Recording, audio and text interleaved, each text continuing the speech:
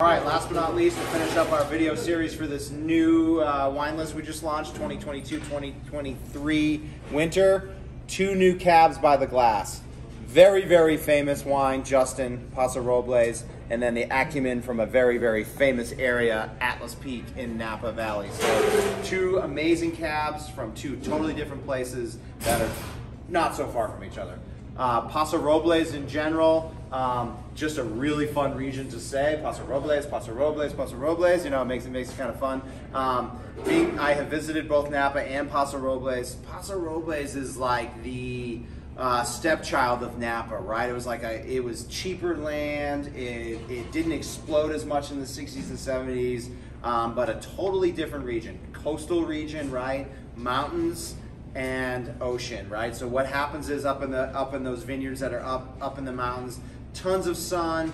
It's more south than Napa Valley, so warmer California days, producing super, super high levels of sugar during the day, and then those oceanic breezes come in at night. Have you ever been in California where you're like, I got my t-shirt and shorts on, I've been at the beach all day, and then all of a sudden 5 o'clock, you get like that cold ocean influences and it's freezing, and it legitimately is like moisture coming in, surrounding those grapes at night and like bringing them down in temperature, which then of course is bringing up those acidities. So that is why Paso Robles wines in my mind are so great, is the balance of super, super summery fruit with super great intense levels of acidity, right? Justin, super well-known name. People that will just buy this wine because they drink Justin at home, they drink Justin on vacation, they drink Justin at Blue Island. It's just one of those wines. So you're not going to need a whole lot of help selling this wine. It'll sell itself. It's a great price point on the list. It's a mid-tier Cabernet that people know the name, but ripe red fruit in that nose, that salinity in that nose. It just smells and tastes like a Paso Robles wine. I get a little bit of sage in it, which is kind of a uniqueness to Justin. Really, really like this wine. Tell me about what you taste in it.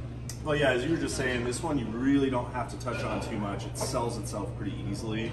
For people that are kind of asking and looking for their wines, this guy again, very fruit forward on the nose, and that fruitiness continues through the palate. It's very fruity up front. You're going to get a lot of kind of rich, ripe berry. But you'll also notice that it really kind of balances out with the tannins and the acidity. Like immediately after you take a sip, your first instant is all fruit, and then immediately that fruit kind of melts away and just leaves your tongue kind of tingling, a little dry, and then you kind of feel those tannins kind of soaking into the back. So this is a good wine for people that want to drink a Cabernet, but they want more of the fruit from the Cabernet. They're not looking for like the big alcoholic tannin bombs. They want something that's more balanced and something that will kind of pair well with their food. You know, again, Cabernet seafood, it's kind of a rough transition, but if I was going to drink a Cabernet with, you know, something like our sea bass, I would definitely probably lean more towards the Justin, because I feel like this guy can play along with a lot of our food pairings without being too over cloying or powering by itself. And we do, you know, touching on just like the red wine and seafood, like I think we always go to like drink what you want to drink. Like if you're drinking red wine, like you just said, like all of a sudden it's cold out, people don't maybe want to drink white Burgundy right now or tropical New Zealand Sauvignon Blanc because it's freezing outside, right? And I'll tell you, right, as a chef, and I know our recipes, we use a lot of cream, a lot of butter. We serve heavy foods like risotto. You know a lot of mushrooms, like foods I love, right? We use a lot of French technique in our cooking. Those kind of things will hold up to red wines. Next red wine, probably, again, I think you mentioned your favorite addition to the list. This might be one of my favorite additions to the list. And as a matter of fact, I had a friend just yesterday say, hey, what kind of red wine should I be drinking? You know, have you had anything new lately? And I actually sent him a picture of this. This is Napa Valley Cabernet, right? It's big, it's bold. Specifically, the style of this wine is Old World. They are really looking to make this less of a fruit bomb and more of a Bordeaux style kind of left bank wine. The winemakers want to articulate the different varietals in this. So as much as this is a Cabernet, right? In California, a little fact here, in California, you can name a single varietal as long as it's 90%, right? So this is 90% Cab, but it's got a little bit of Merlot and a little bit of Cab Franc in the blend. And they really use those wines not only to balance it out, but to really make those varietals shine in this wine as well. So just big, beautiful, lots of earth. This is from Atlas Peak, which is a very famous mountainside. So again, when you have mountainside vineyards, right, like what are you getting? You're getting more temperature changes, and you're getting cooler nights, and you're getting those breezes and that bring up the acidity. So tell me a little bit about what you think about this wine. Well, yeah, like you were just saying, this guy, especially when you compare him to the Justin, almost polar opposites in a way. I told you how this one was much more fruit forward. You get that all in the beginning.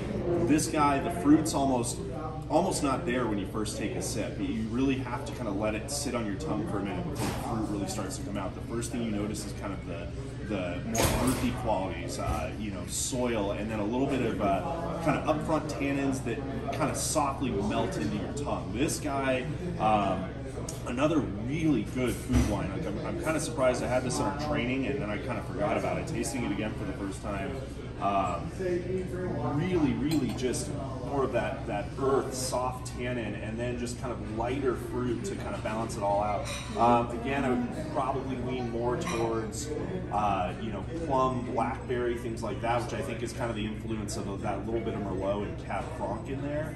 But really easy one to sell, especially if you want to get somebody that's looking for more of a big, bold Cabernet, but they're willing to try something they haven't heard of before. This is definitely the guy who recommended it first. And this is definitely from a service aspect of it. This is one of those wines where the third glass of wine is much better than the first glass of wine because it does need to get aerated. It does need to get opened up. So that's just an important point when you're selling a big cab like this. Now, by the glass is great because the bottle's been opened. It's got some air already in it. Hopefully it's sat a day. But I'll tell you right off the bat, I remember tasting this for the first time, and I tasted it. I was like, hey, that's pretty good. And I had a little bit more. I was like, holy crap, that's really good. And then, without a doubt, I'm not going to lie, by the fourth glass, it was like, holy crap, this is amazing wine. So that's what we got, 2 new cabs, and that kind of rounds out our list for the winter.